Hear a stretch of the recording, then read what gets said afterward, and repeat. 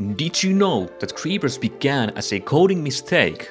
Or did you know that Minecraft used to have brick pyramids? Oh, you did? Good. Well then, I'm gonna tell you some facts you don't know about Minecraft. Let's go. Ghasts are voiced by a sleeping cat. C418 revealed in a Ask Me Anything on Reddit that ghast sounds are taken from his pet cat who makes them when disturbed while sleeping. Well, to make the story short, my cat has this interesting behavior of sounding very human if you disturb him while he's sleeping. It just so happens that a microphone was next to him when he complained. Here's a tweet from C418 with a picture of the said cat. In other news, my voice actor refuses to say his lines today. Did you know that Minecraft used to have humans? I know that sounds weird, let me rephrase. Did you know that Minecraft used to have a mob called the Human? They were non-playable characters taking the form of the player with the default skin. The only way you could spawn them was pressing G on your keyboard. Even if a player had a custom skin, any humans created would still use the default skin instead of copying the player's custom skin. Humans could not create nor break blocks and would only move around aimlessly by walking in slightly imperfect circles and jumping occasionally. In later versions, humans would hurt and kill the player, dealing the same damage to the player as the player does with their fist. Strangely, they didn't use the punching animation that a normal player would use. They would only run into the player like a zombie would. Of course, in the early stages of the game, Minecraft was filled with weird obscure things like the so-called human. Everyone knows about the famous farmlands that used to be an area generated at the calculated end of Minecraft maps. But did you know that at some point in Minecraft's life, every single world spawned with Obsidian Walls? Kinda strange, huh? Every single world spawned 2 Obsidian Walls that generated infinitely on each axis, with the intersection marking the center of the world. This was intended as the only way to mark coordinates of a world. The walls were of course removed after the coordinates were implemented in the game. Did you know that Minecraft hasn't always been called Minecraft? At first it was called the Cave Game, officially known as Cave Game Text Test. This version was never released to the public. Cave Game was based on an earlier game that Notch had created called Ruby Dung. There were no game mode options. The player was placed in a flat world which they were free to explore. Without Cave Game, we wouldn't have the game we know today, Minecraft.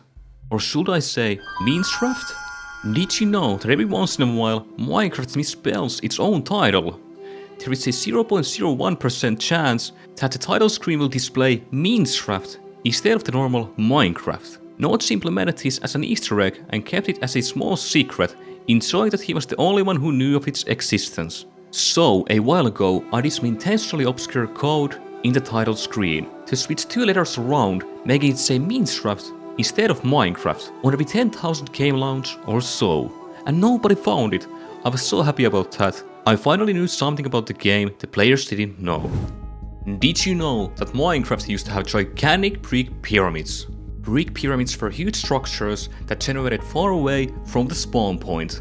These pyramids were completely solid and had no interior rooms. The pyramid's base was usually around 64 by 64 blocks. They were described as a generation bug that had involved bricks, although in truth they were introduced in earlier versions because bricks were unobtainable in any other way. During the last versions of InfDev, the brick pyramids were removed. The Nether Reactor core was a block that was added in Minecraft Pocket Edition Alpha 0.5.0. Its function was to generate Nether spires, as the Nether was not in Pocket Edition at the time. If the reactor was activated, a message saying active will appear and all other blocks of the Nether reactor will be transformed into glowing obsidian. The reactor will change texture and generate obsidian or netherrack in the later versions. Those blocks would form a Nether spire, inside which zombie pigmen spawned. Before the Nether was added into Pocket Edition, this was the only way to obtain netherrack in survival mode. Did you know that Mojang almost added a sky dimension into Minecraft? The sky was a flat dimension intended to be the opposite of the Nether. In a live webcast on a Swedish gaming site Notch revealed that the sky dimension would probably be a dream world, and then when you go to bed, there's a certain chance that you will get dragged into the dream world instead. Then you will be able to do it on purpose later on. Later, Jeb explained that thanks to lighting issues, the sky dimension wouldn't work out, and so the original concept of the sky dimension was later rebranded as the End, home to the Enderman, the Ender Dragon, and a total conversion of the original idea. The End dimension is amazing, but if you're like me and want to experience the sky dimension, the closest thing to that is of course the famous Aether mod, one of the largest Minecraft mods ever created. Instead of the sky dimension, this mod introduces the Aether realm, which is the opposite of the Nether. In the alpha stages of Minecraft's development, creepers were created as a result of a coding mistake. Minecraft creator Notch developed the creeper around the odd appearance of the peak model. He mixed the dimensions up with the length and height being swapped. This, combined with the AI of looking at the player, led to the creeper becoming a hostile mob. In September 1st, 2009, the monster was named Creeper and was added to one of the alpha versions of the game. And like Notch said, I don't have any modeling programs to do the models. I just write them in code, and I accidentally made them tall instead of long.